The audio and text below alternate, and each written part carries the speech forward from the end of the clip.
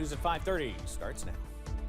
Dedicated to Southern and Eastern Kentucky, this is WYMT Mountain News at 5:30.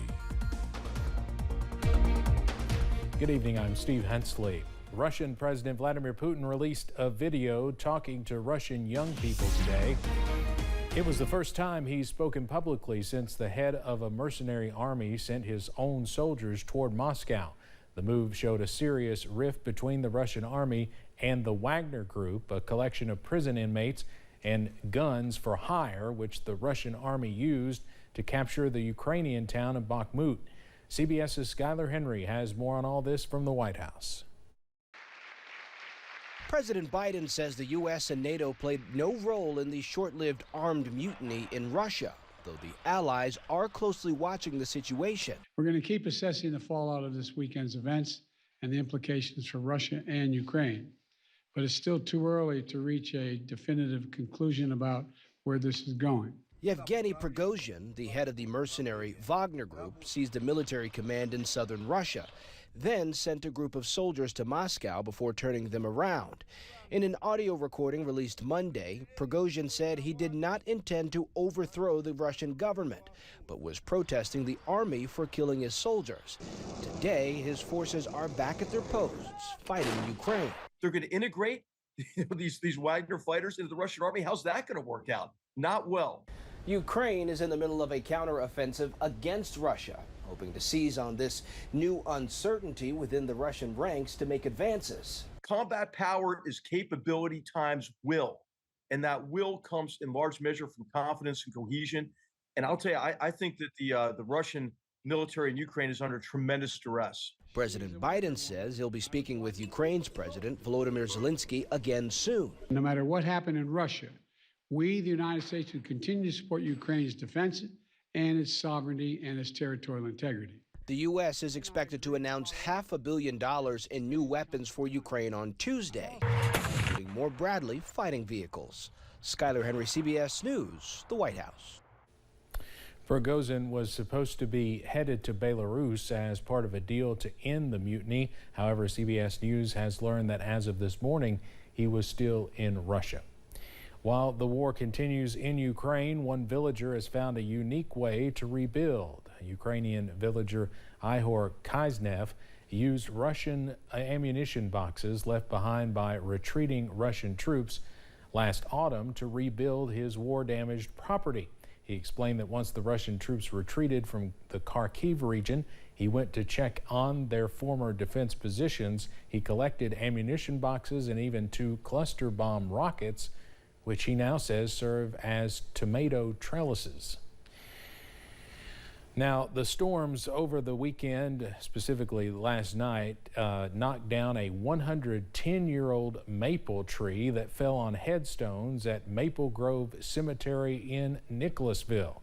Photojournalist Darnell Crenshaw and Garrett Weimer talked with the headstone designer, who says it could take up to a year to replace those damaged stones.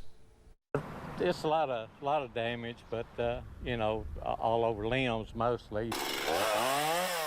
A familiar sound, the sound of cleanup, and there's a lot to fix around Nicholasville. Citywide, countywide, it came through and did quite a bit of damage.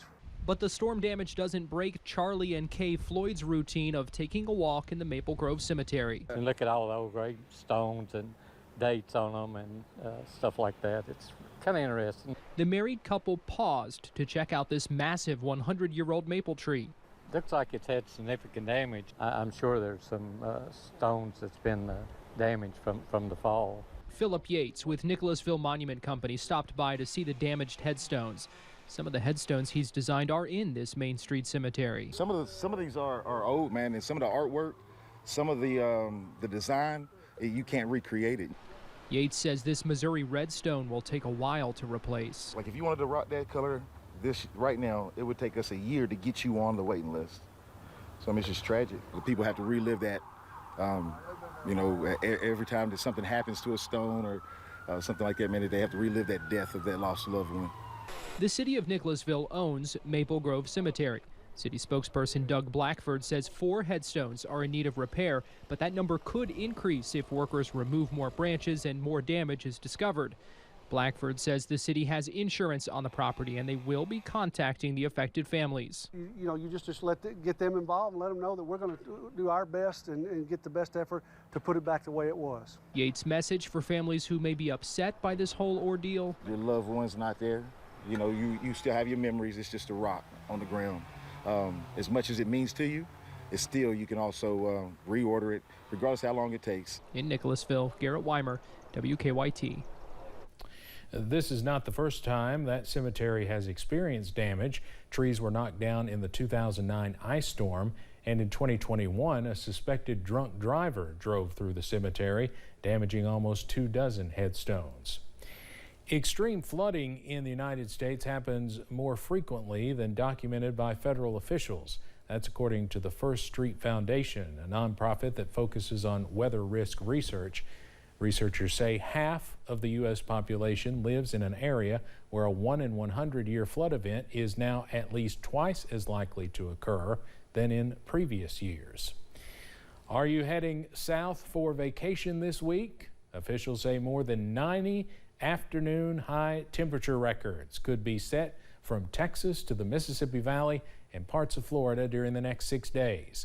As of today, nearly 40 million people from Arizona to Alabama are facing excessive heat warnings and heat advisories. The heat wave in the south central U.S. will impact different areas in different ways, but some locations could reach or feel like 120 degrees.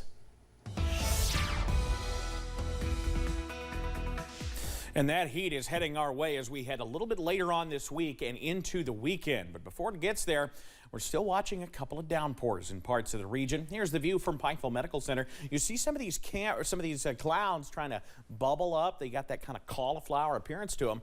Yeah, they're trying to bubble up into showers and storms. Upper 70s to near 80 out there right now.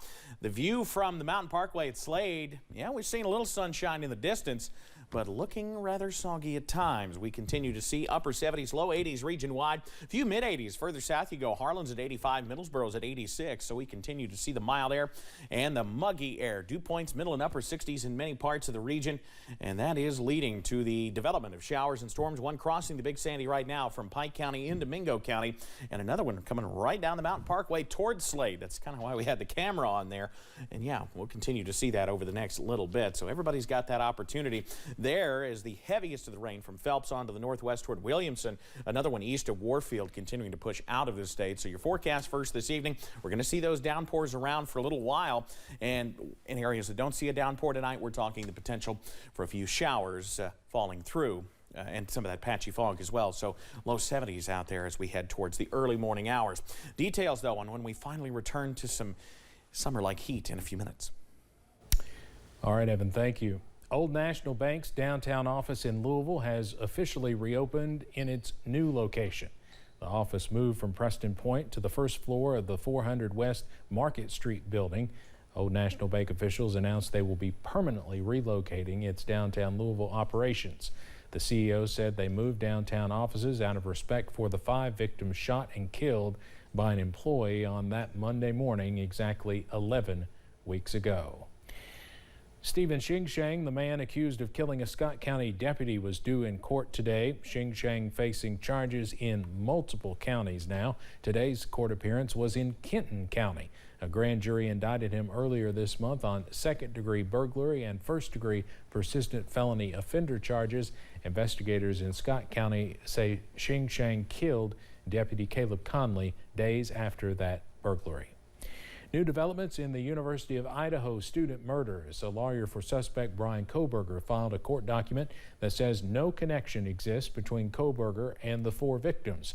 Defense attorneys argue that investigators found DNA evidence of 2 other men at the house where the victims died last year. Coburger has denied any wrongdoing. He's due back in court on Tuesday for another hearing. The Supreme Court is entering its final week of the term. Justices are set to release decisions on a total of 10 cases, including an affirmative action case where the court is considering whether schools can continue to take race into consideration in the admission process, Another case looks at whether businesses can deny services to LGBTQ customers. And then the long-awaited decision on President Joe Biden's student loan forgiveness program. Coming up on Mountain News at 5:30, after months of rising inflation, it could finally be cooling off. Why it